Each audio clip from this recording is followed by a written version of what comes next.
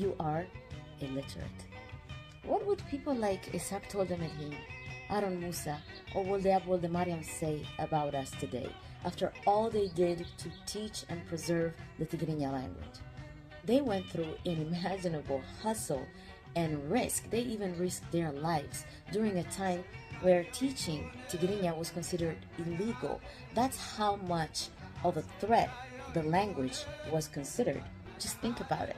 The strength that comes from knowing your language, having your own way of communicating, the strength that it brings to your identity, to your actions, and your strength to resist oppression.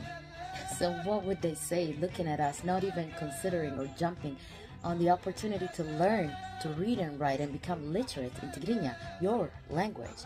Yes, literate, because when you don't know how to read and write, you are illiterate. We're offering a free trial to our Tigrinya reading and writing course. You can sign up and save your spot right now. semikids.com.